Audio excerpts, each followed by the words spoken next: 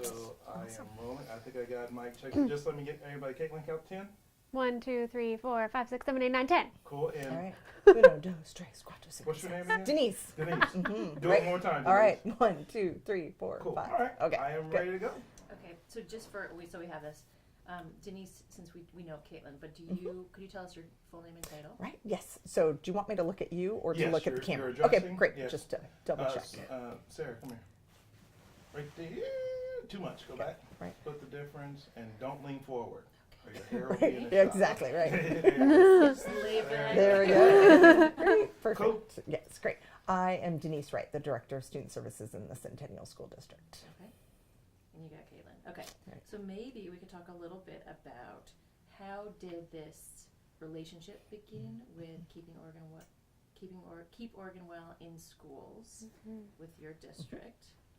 If you maybe want to start talking about that, Denise, and then you could maybe add in Caitlin talking about how this even How it came to the be. next step. Yeah. Well, I'm wondering. Should I start? Yeah, you should start since you Yeah. applied for the grant. Yes. and then- yes. So, Trillium Family Services Keep Oregon Well program applied for a grant from Providence, and we won.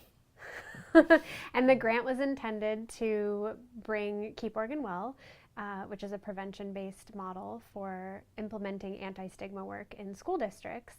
And so we started to look at which districts are in greatest need of additional resources.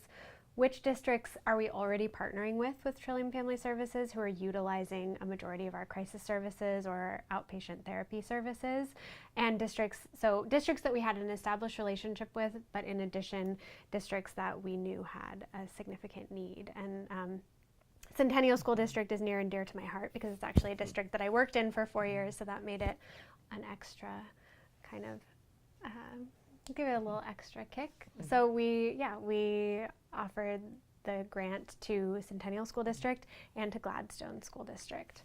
And so the first point of contact was reaching out to the student services coordinator, which was Denise, and I think she'd been in her position for just a couple of days at the point that we won the grant. So we reached out, and then the magic started from there.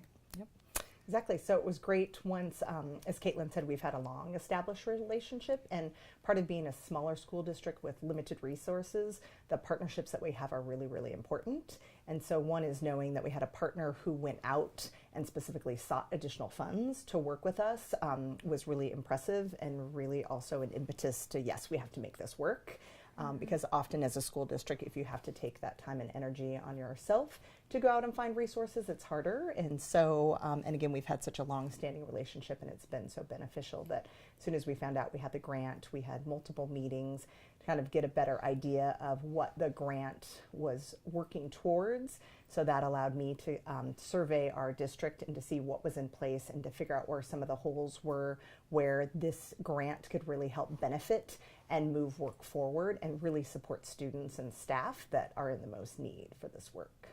So since this, as I understand it, this is a grant, district-based grant, and so how many schools are in your district?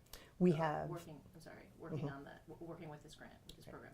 So we have 10 schools in our district, and we have one school particularly that is targeted, but the hope is with that target that some additional pieces will come out that we can share with our other secondary buildings. Can you, Denise, talk a little bit about, so my understanding is this began this school year, and what does that look like? Right. So we, again, we got together this summer, and we had probably 2 initial meetings, and then the third meeting we actually met on site with the building principal because I needed to have a nice kind of global understanding of what the work was, and then I approached the principal to see if he was willing to partner with us, and he, of course, he's had a great working relationship with Trillium and knows that his building needs more supports. So then we met with the building principal, and we were able to share, again, everything that the grant's about and the hopes that it has. And so with that, the principal was able to identify specific needs that students and staff have. And he was also able to speak to the work that his building has been doing with students. They've done some initial work around anti-stigma. They've had a lot of open conversations around students' mental health and their needs that they have around mental health. So this allowed an opportunity to partner that could enhance that work even further. And then after we met, then we chose a time and we met with the whole staff.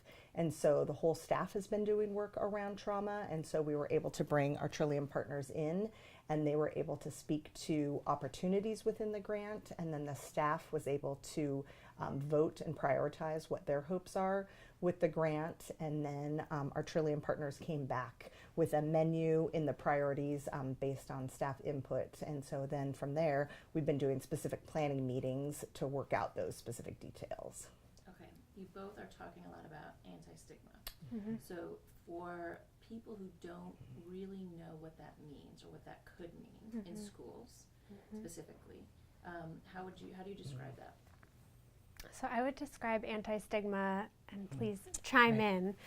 So stigma associated with mental and behavioral health, stigma associated with anyone who has a diagnosable mental health disorder, family members, friends, but also anybody who has survived any type of adverse childhood experience. And I think it is about shifting the question, not from what's wrong with you, but to what's happened to you, and to create an environment of inclusivity where students feel safe acknowledging maybe that they're struggling, or how to get support for friends that may be struggling or family members that may be struggling. So I think stigma exists as a barrier to seeking service, and if that stigma weren't there and youth were more free to access services, I think we'd be living in a really different environment, and I think we would see a reduction in crisis service in a school-based setting. And Denise, what are you experiencing in terms of, you're clearly very, steeped in the work and you have lots of experience. How do you, I'm curious.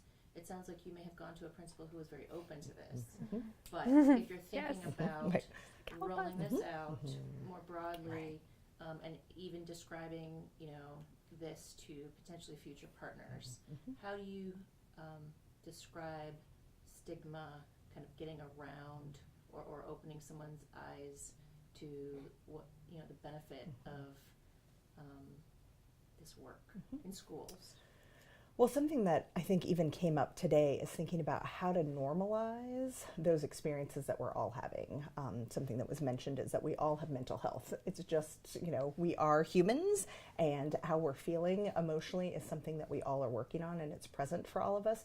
So that really struck me as a place that could be an opening for other buildings that might not be ready.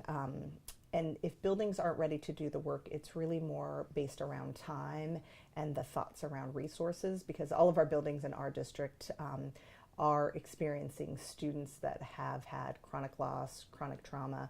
They come with a lot of strengths, but many of the staff might not get to see those strengths because they're distracted or overwhelmed by the other pieces students are bringing. So I think it is up to us to work with the administrators to create those openings and opportunities, because I think more people recognize the need than not. They're just not sure where to go with that. And so having some things worked out with our partnership school right now would help lay a foundation to bring that information to other buildings, because we would have some products that would be put together. We'd have some lived experiences. We'd have some students that could speak to that, as well as staff that are all within our district that could really speak to the experience and the success. So I do see that as a potential coming out of this. And how do you, how would you describe the way it's sort of developing in your district? Right. Well, I think a couple things. One, there's definitely the logistics side, which I feel like we're still in. We're in that planning phase, and it feels like everybody who's in the planning process is really supportive of the work. And so while we've all met and everybody's excited and we've been able to dream big, we've then met with our director of business and facilities. And that in some places could be a barrier, and our person was really open to it. And we asked, we would like to build a wall, we'd like to move this, we need to do that. And he was really supportive of that work. And so then he was able to meet with our maintenance supervisor. And so there's those logistics, but right now we're encountering individuals that are being really supportive of it. And so once we get kind of those logistics, I think the fun part will start, because then we get to bring students in and they actually really get to plan the space and personalize it. So I think once we see that, kind of all this behind the scenes planning will come alive, and then the work can really start to happen with students. And that, I think, is like that's sort of the life that gets breathed into this, right? When you start to see students or staff or teachers or administrators have the like sparkle in their eye as to why this matters and why this is important. Do you have any kind of stories to, you know, people that you think of or families that you think of that have told you a story? I mean, part of this is trying to understand like the humanness of this and in talking about this, like sharing those. I know that that will come, and I think that if we were sitting together even 2 or 3 months from now, we would probably have those stories of how this wellness zone has come to fruition and the impact it's made.